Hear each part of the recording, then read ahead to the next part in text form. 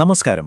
കേരളം വളരെ പ്രതീക്ഷയോടെ കാണുന്ന വിഴിഞ്ഞം അന്താരാഷ്ട്ര തുറമുഖത്ത് പുതിയ ജോലി ഒഴിവുകൾ വന്നിട്ടുണ്ട്. അപ്പോൾ കേരളത്തിൻ്റെ സാമ്പത്തിക രംഗത്ത് തന്നെ വലിയൊരു മാറ്റം കൊണ്ടുവരാൻ പോകുന്ന ഒരു പ്രൊജക്റ്റിൻ്റെ ഭാഗമാകാനുള്ള ഒരു മികച്ച അവസരമാണിത്. നമുക്കതിൻ്റെ കൂടുതൽ വിവരങ്ങളിലേക്ക് കടക്കാം.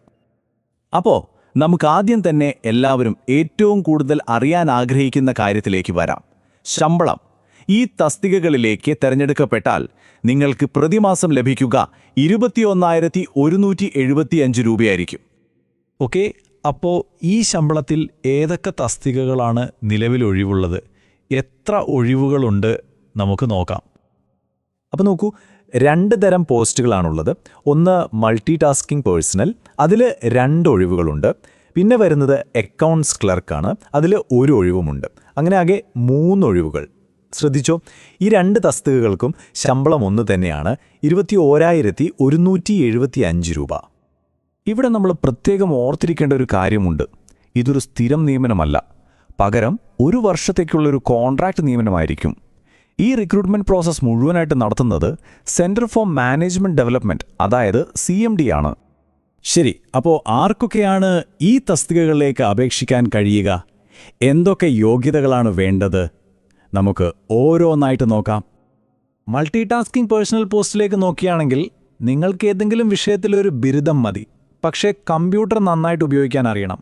കൂട്ടത്തിൽ മലയാളത്തിലും ഇംഗ്ലീഷിലും ടൈപ്പ് ചെയ്യാനും കഴിയണം. 1 വർഷത്തെ ഓഫീസ് അല്ലെങ്കിൽ ക്ലറിക്കൽ എക്സ്പീരിയൻസും ചോദിക്കുന്നുണ്ട്. ഇനി അക്കൗണ്ട്സ് ക്ലർക്കിൻ്റെ കാര്യം കുറച്ചുകൂടി സ്പെസിഫിക് ആണ്. അവിടെ വേണ്ടത് BCom ബിരുദമാണ്.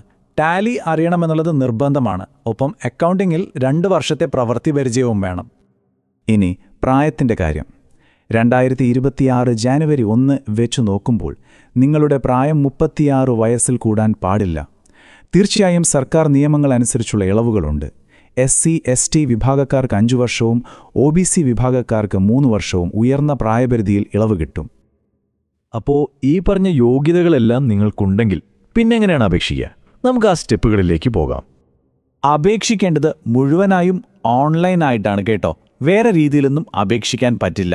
നിങ്ങൾ ആദ്യം ചെയ്യേണ്ടത് സെന്റർ ഫോർ മാനേജ്മെന്റ് ഡെവലപ്മെന്റിൻ്റെ, അതായത് CMDയുടെ വെബ്സൈറ്റിൽ പോവുക. അവിടെ ഈ ജോലിയുടെ നോട്ടിഫിക്കേഷൻ കാണും.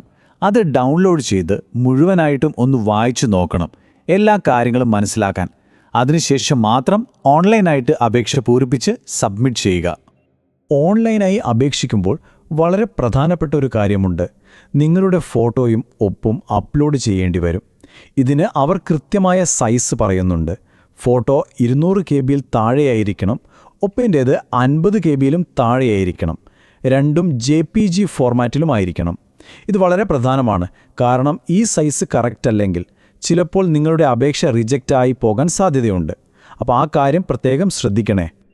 ഇനി ഏറ്റവും പ്രധാനപ്പെട്ട കാര്യം ഡേറ്റുകൾ. അപേക്ഷിക്കാൻ ഒരുപാട് സമയമൊന്നുമില്ല.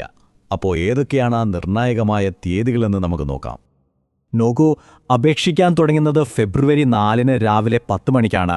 അവസാനിക്കുന്നത് ഫെബ്രുവരി 18 വൈകുന്നേരം 5 മണിക്ക്. അതായത് ആകെ 2 ആഴ്ചത്തെ സമയമേ നമ്മുടെ കയ്യിലുള്ളൂ. അതുകൊണ്ട് ലാസ്റ്റ് ദിവസത്തേക്ക് വെക്കരുത്. എത്രയും പെട്ടെന്ന് തന്നെ അപേക്ഷിക്കുന്നതാണ് ഏറ്റവും നല്ലത്. അപ്പോൾ ഇത്രയും കാര്യങ്ങൾ കേട്ടപ്പോൾ നിങ്ങൾക്കെന്ത് തോന്നുന്നു? ഈ യോഗ്യതകൾ നിങ്ങൾക്കുണ്ടോ? കേരളത്തിൻ്റെ തന്നെ ഒരു അഭിമാന പദ്ധതിയായ വിഴിഞ്ഞം തുറമുഖത്തിൻ്റെ ഭാഗമാകാൻ നിങ്ങൾ ആഗ്രഹിക്കുന്നുണ്ടോ? എങ്കിൽ ഇതൊരു മികച്ച അവസരമാണ്. യോഗ്യരായ എല്ലാവരും തീർച്ചയായും അപേക്ഷിക്കുക. നിങ്ങളുടെ കരിയറിലെ ഒരു നല്ല തുടക്കമാകട്ടെ ഇത്. എല്ലാവർക്കും എൻ്റെ വിജയാശംസകൾ.